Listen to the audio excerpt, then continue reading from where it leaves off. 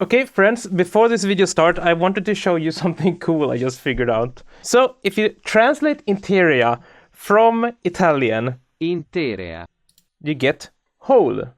But if you translate it from Latin, you get in the meantime. Isn't that cool? Because this game is like in the meantime of Adastra? Huh? Ruff, ruff, ruff.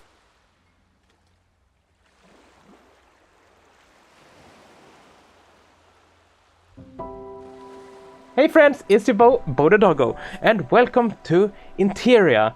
We're finally back in Adastra again. I kind of miss Amicus, so...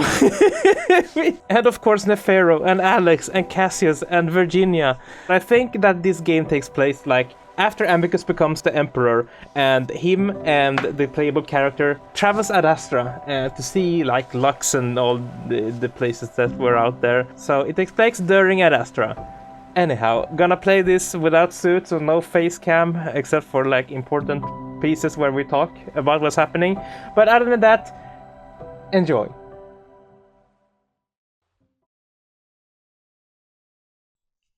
So, what's the plan then?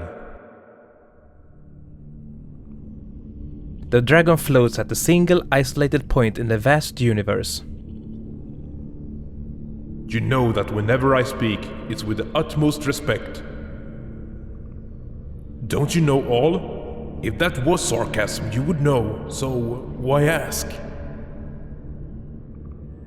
I was trained to speak with unfamiliar beings whose existence escapes my comprehension. You do not need to accommodate me. There's a pause. Actually, why are you distracting me like this? You know that the Galenians are actually easier to speak to. Apologies, it's not my place to speak of such tender things. You do have such tender feelings. Indeed, that was sarcasm, but let me speak seriously once more. After botching the first mission so terribly, don't you feel the human and wolf have been through enough? Why risk their livelihoods once more? Yes, not my place. Well, despite your best efforts, there remain sapient feelings of empathy within me. Yes, fine. I shall begin watching. He claps his paws together, honing his concentration, focusing it down from the vast stretches of the universe, from dimensions unseen, down to a single being in his own realm of existence. A single being on a single moon, in a single bedroom, next to his wolf. He summoned this being with a simple name. Bo. He mumbles quietly, and he disappears into a whirlpool of blending light. I feel myself coming to, in that moment when you realize that you're waking up. The way I felt in this moment has changed drastically over the course of my stay here. Just moments ago, it was actually the worst part of the day. Having to remember what happened and all the obstacles that were ahead of me. But most of that stress ended at the fight at the amphitheater. Now that feeling of dread has evolved into... well, another kind of dread. The day I will have to say goodbye is drawing nearer. Still, along with that feeling comes one of love and relief. Because I know what I will see when I open my eyes. It's the boy!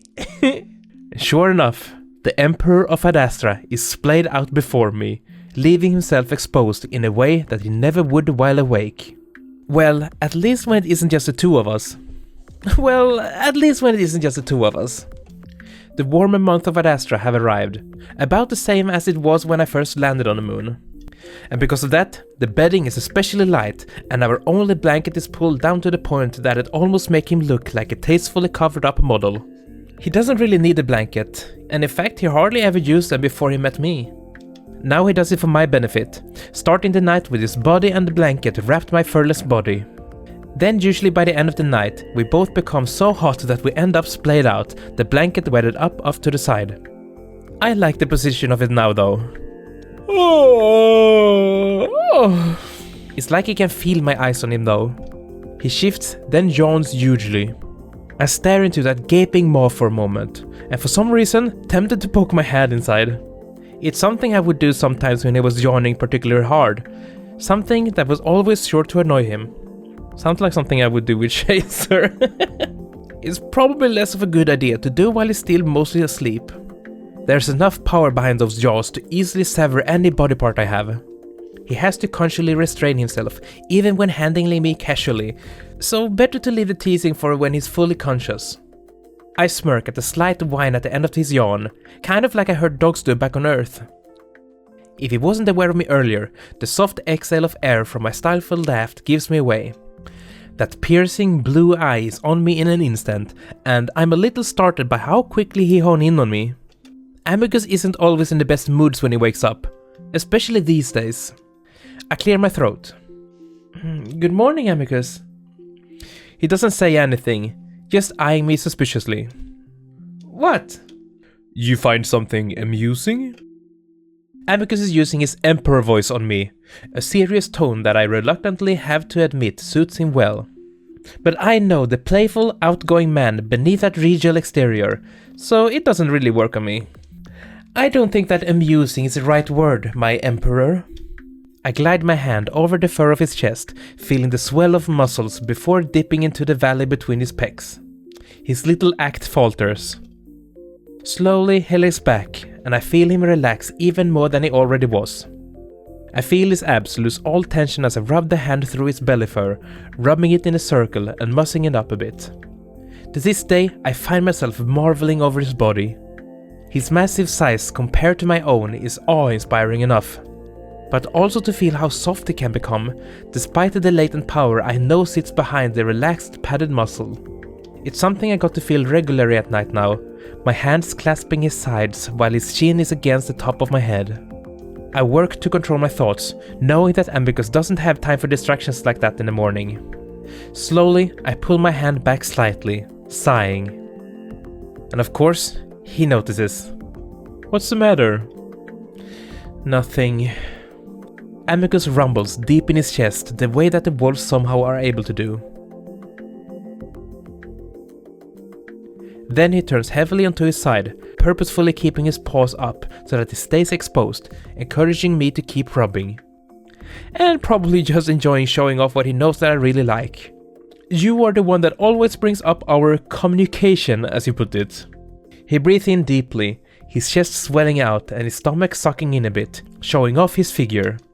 So, communicate with me, Bo. I know you need to go to work, but I like being with you here. That's all. Still, my hand reaches out, smoothing over his side, down his ribcage before resting on his side, and I feel the skin and muscle beneath twitch slightly. That's almost convincing. But if you do not tell me the full truth, I will pin you and smother you while nibbling your ear until even the pharaoh hears you across the palace. You'd like that to happen, wouldn't you? I eye the giant paws that Amicus keeps relaxed near his head. You would like it even more. Neferu might like it most. He's weird like that. I open my mouth to keep up our banter, but that's when Amicus does roll over before coming to a stop with his body arched over mine.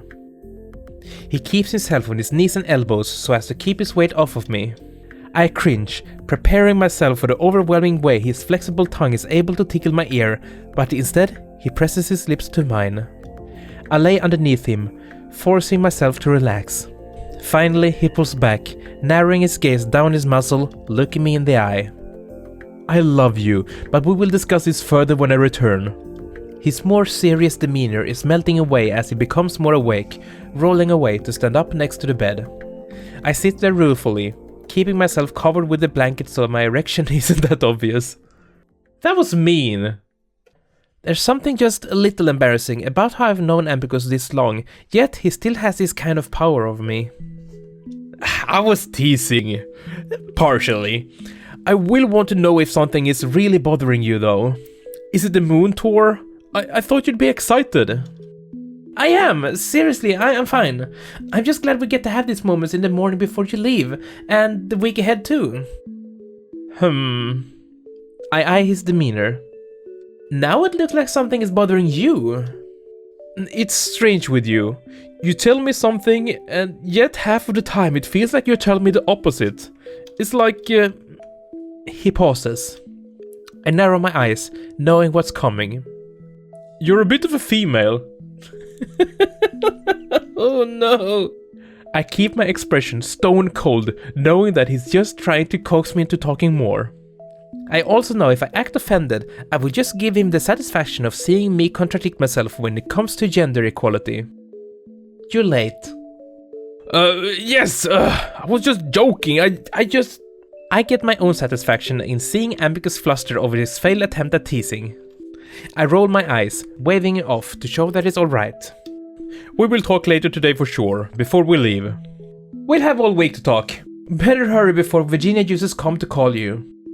Right. Amicus hurries around the room, grabbing his cape and trousers before disappearing into the bathroom. He skips his usual shower, though at least he brushes his fur. He leans over, kissing me again quickly this time. My meetings should only go to the 11th hour. See you then, and you'd better be looking towards our holidays. I am. Later.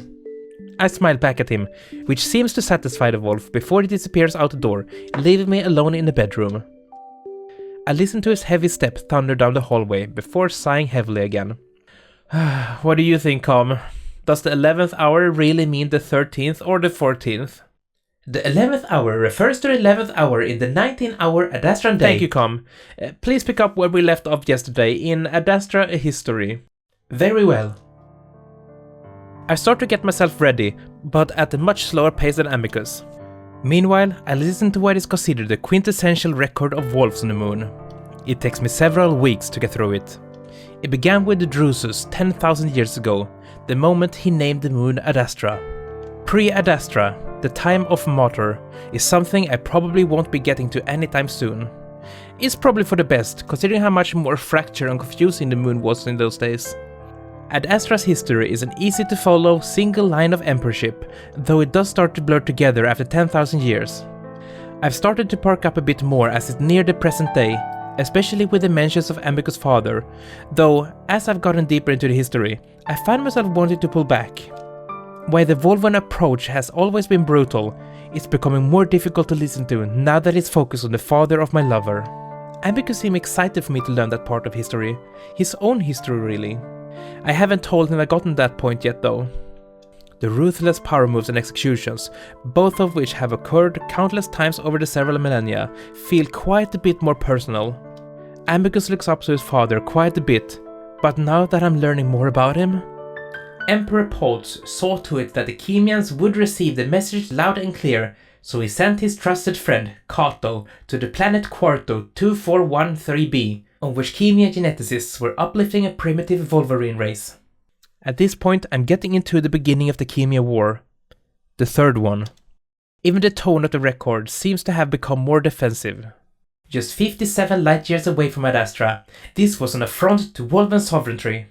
Cato thus cleaned the planet of the Chemian crime and returned peacefully to Adastra with no further bloodshed. Upon Cato's return, Emperor Poltz received him with much fanfare. Hold on, Com.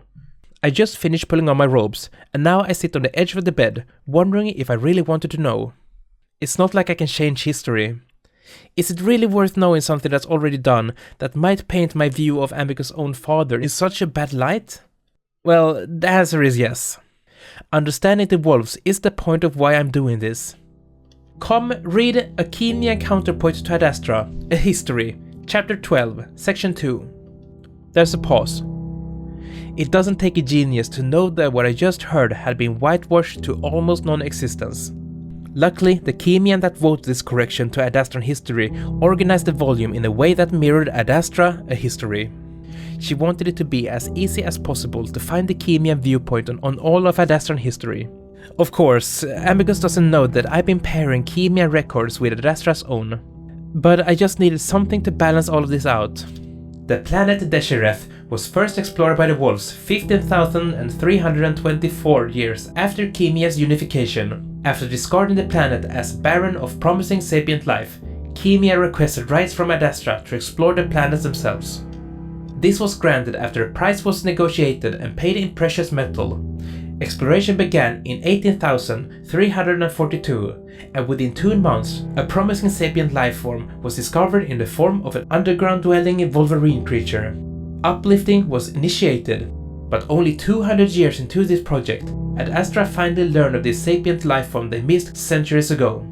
Instead of initiating talks, the wolves instead launched a surprise attack, massacring over 500 Chemians and 135,000 uplifted Wolverines. Only 2 Wolverines were recovered by a rescue mission several months later.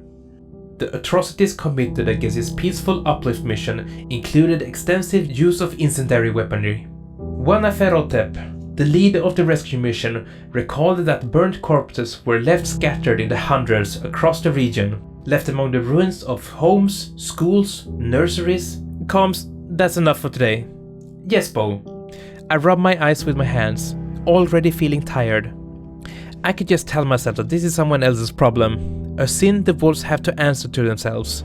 But because I am with Amicus, a part of this civilization, and he seems so stubborn about having pride in his culture, well, I need to address this somehow at some point. I don't want to always take the Chemian words over Adastra's, but considering that the Chemians tend to admit when they've made mistakes, it naturally makes me trust them more. I decide to continue my lesson when I get back from the tour. I feel like I can't really stomach much more wolven atrocities at this point. I'd rather have breakfast. I'm alone in the corridor, as usual. I tend to get out at a later time than the others, but not that I really enjoy the company of many of the others. But my existence feels more and more lonely every day. Amicus says that it will change after our trip. I suppose this tour is a bit like my introduction to the rest of the moon. Afterwards, I will be able to make more public appearances, according to Amicus. Initially, this didn't sound all that appealing, but the more time I spend within the corridors of the palace, the more I've changed my mind. The more I think about it, the more I feel the cramped walls of the palace closing in on me. Even now.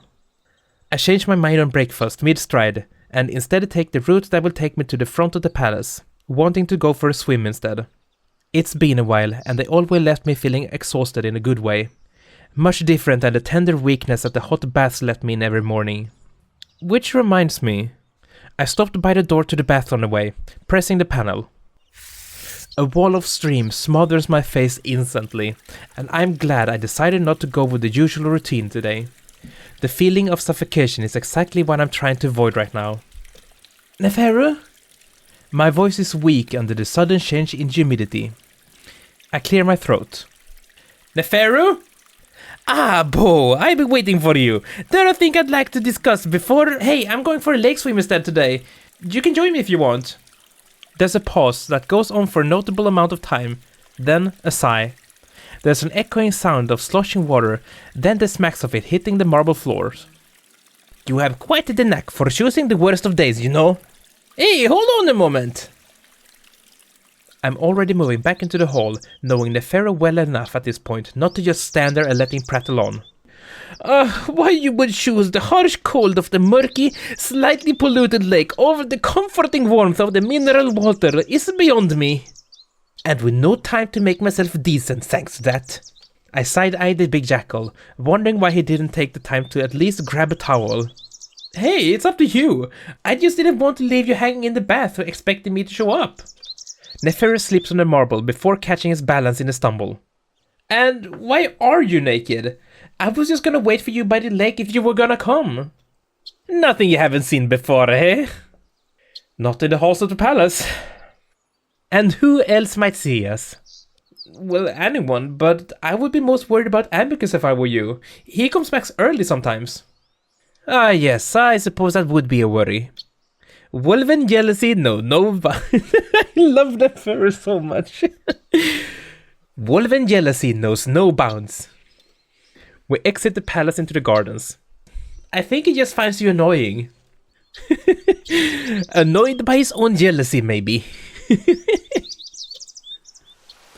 I roll my eyes and start stripping off my robes on the beach, Neferu waiting patiently while I do. Speaking of an angry Emperor Amicus, I doubt he would be happy if you swim across the lake without safety measures in place. He and everyone else here just need to get used to the fact that humans aren't like the other primates. Accidents happen, no matter the species. Neferu's concern for rules and safety seems so out of character for him that I just can't take him seriously. Race it your island! My muscles are sort of loose from the hot bath.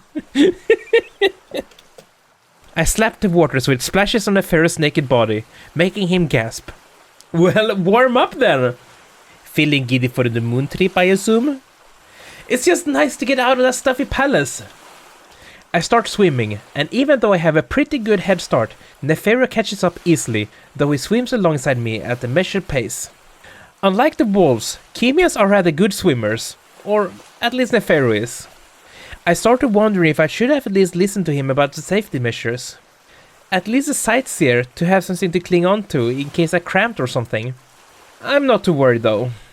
And sure enough, just as I feel my limbs start to give out, I touch the sandy floor of the island. I'm gasping for air when I touch the beach, splaying out on my back, feeling exhausted like I haven't in a long time. I'm vaguely aware of a slightly panting Nefero behind me, following me onto the beach. I suppose you realize how foolish that was. I crack an eye open at Nefero, just enjoying the feeling that my body is sending me. Foolish? I feel great. Then I guess you're just a fool then? The anger in Nefero's tone catches me by surprise. I prod myself up on my elbows, looking at him carefully. Are you alright? I am fine. You, on the other hand, were seconds from drowning. The odd spontaneous feeling I'd been under the spell of suddenly dissipates. It's quiet for a few seconds, and Nefero goes about shaking off and grooming his fur. Hey, listen, it's been a while since I've done a lot of swimming, so I didn't know I was so out of practice. I'll be more careful next time. Surely. I haven't felt these feelings from Nefero since all those months back when I stumbled in on him in his room, drunk and rambling about his family. He hardly ever lets things get to him, so when he does, it's awkward. So I lay quietly on the sand, wondering if he'll explain his weird shift in mood. As always, patience pays off with Nefero. Imagine if... Nefero begins, squatting next to me in a way that managed to be graceful, especially compared to me splayed out and covered in sand. After everything you and your wolf had been through, you just happened to drown in the lake just because you were careless. I think about that, and about how that would bring the grand complex plan to a screeching halt for the parents, and it makes me laugh. Nefero narrows his eyes at me. Sorry, it's just... you're right, that would be ridiculous. And considering that your brush with death was not so long ago, I would think that you would cherish life just a bit more. This is all starting to feel a bit much. Alright, Nefero, I'm sorry. You should probably apologize to Amicus, not me.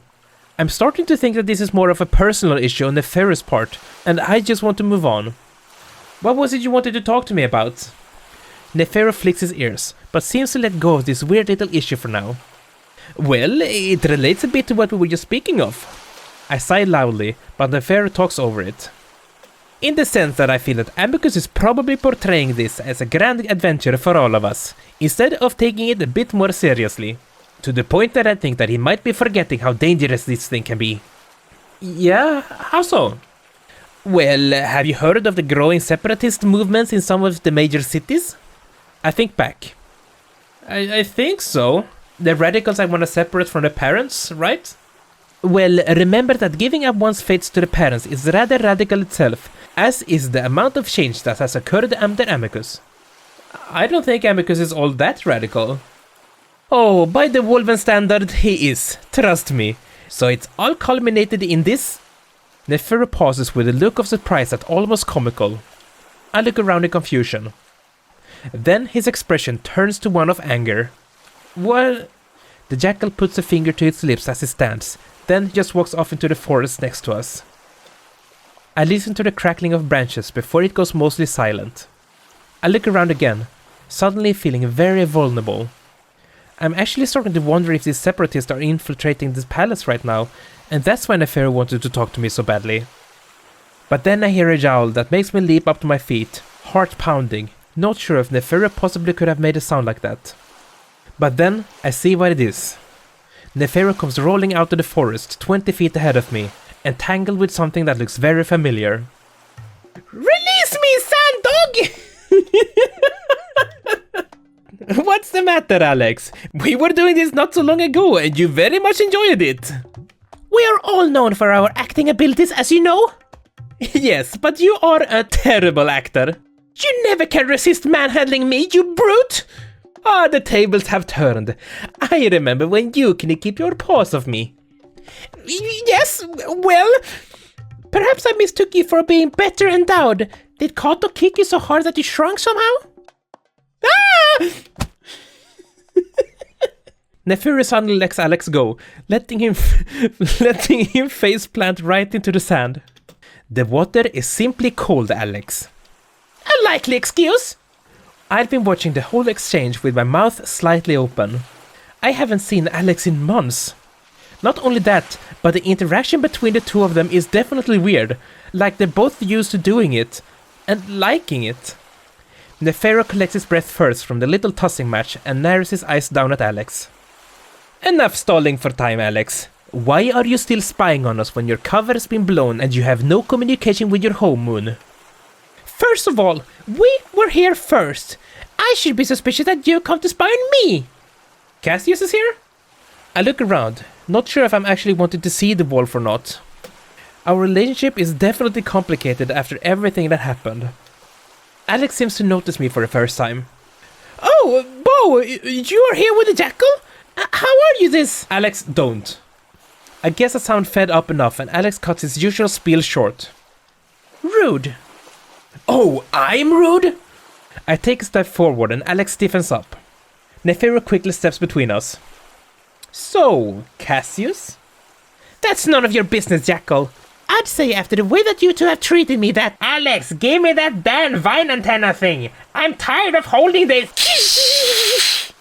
Alex made such an intense felonade hissing sound that if I could, I'd lower my own ears. It's silence for a moment. Then there's something shifting around from deep within the thicket of trees. Everything alright, Alex? Cassius' tone of concerns quickly transitions into one of his usual irritation. Because if I end up fracturing somehow over this, you'd best hope that cat medicine is as truly advanced as they say. Cassius, we have visitors. From Omophora? Did it work? By fucking Galen, get out here! A few more indignant yell from Cassius later, and the white wolf appears, stumbling out next to Alex and Neferu. Stop snapping at me. You diminish my standing every time you do it. He focuses on us, barely reacting. Oh, it's you two. Hello, Bo. He looks Neferu up and down. I see that the jackal wishes to make us uncomfortable with his unsightly privates. Congratulations, Jackal. Your ploy has worked. What were the two of you talking about? Just now? I am simply tired of Alex screeching at me like I am his pet, especially as we are about to depart on this very public tour. I shake my head. I had no idea that these assholes were coming with us, but the possible espionage takes precedence. Hold on, are you building an Omophora communication device? I don't know much about Omophora or his technology, but an antenna made out of vine sounds like the plant tech Omophora has mastered. Oh, that. Yes indeed. Do you have an interest in such technology, Bo? But, no! Why the hell are you building it? This definitely goes against the rules that you agreed to stay here, Alex. Cassius looks around, seemingly confused. What? This isn't his project. I am simply fascinated with electronic foliage and I'm learning the basics. By building it on this island where Alex had his last communication device? You can't be that dumb, Cassius. Excuse me? Calm yourself, Cassius. They have no appreciation for Omophora technology. Chemians have such intense superior complex. Why you would bring this prick with us? That's just insane. Enough! Just because you are the Emperor's pet! Boyfriend. Cassius shudders violently. Ugh. Pet, as I was saying, does not mean that you can say whatever you like to my pet. Good day to you both. Neferu and I watch as I walk down the length of the beach, then get into a sightseer that I hadn't seen behind a bend of trees. Well, I suppose we will have to speak to Amicus about this. Same. Even more to worry about on our little trip. I don't get why they are coming. Well, Cassius is still a popular force in Adastran politics. It's all politics, just as I am being brought along to represent the sought-after alliance. I sigh, sitting under some shades. Then what am I? Well, I think Amicus is more fond of you than the rest of us, but otherwise, most Adastra haven't seen a human in person. Might as well get them used to it before your species enter the galaxias. Anyway, I must head back so that I can prepare for an appointment with Virginia. She must know of this ongoing danger of Alex as well. To cut our conversation short, just remember that this tour is not a leisure. There is a great deal of danger when it comes to the separatists. They would die for their cause, just as most of us would. Alright. Though do allow yourself to have fun. Just with caution. I'll head back now and send the sightseer. Don't think about swinging back without one. I nod and the ferry heads off, still naked. Though back to his old self at least. As I wait for the sightseer, I lay back on the cool, shaded sand and fall asleep. Awaken! I wake up with a jump, yelping under Amicus' furry form before he starts kissing me, his paws sliding up and down my body. I let him do that for a few seconds before pushing him off. Amicus, what the hell? Oh no, you're not lecturing me, especially not after you apparently swam here without a sightseer. I wince, silently cursing Neferu for not being able to keep his mouth shut. And falling asleep under the scant shade? Bo, have you forgotten how badly you burned 2 months back? How could I forget? Amicus was so horrified by the prospect that he questioned how humans survived with so few natural defenses. I'm becoming more concerned about you every day. I rubbed my eyes and Amicus helped me to my feet. I was just waiting for the sightseer. It's here, and good thing too. Our guide for the next tour has arrived. Who? Amicus waves his paw dismissively. One of the bear siblings. He's weird like they always are, so keep your interactions short. I frown. I think I can decide that for myself. Yes, of course. Now let's be on our way. Amicus lifts me into his bridal carriage so that I don't burn my feet on the sand. You were not waiting for me. I said the 11th hour, you know. You're always late. How could I be late on a day like this?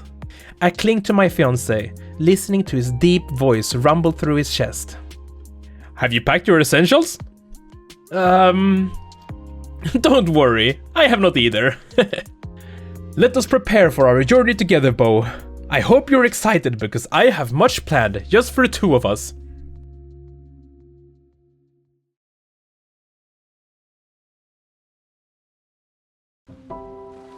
Oh boy.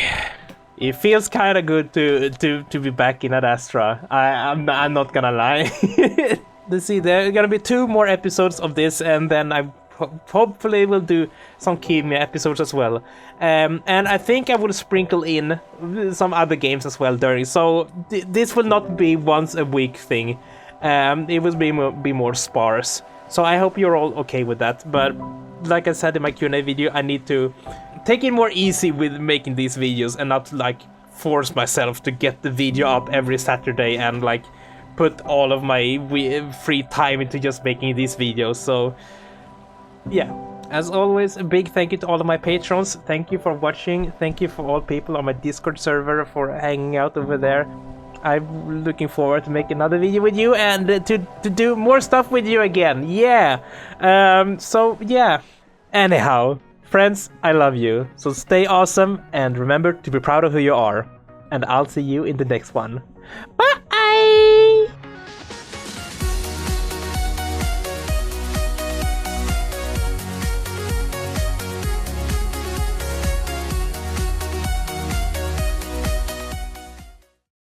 Also, why is Amicus naked?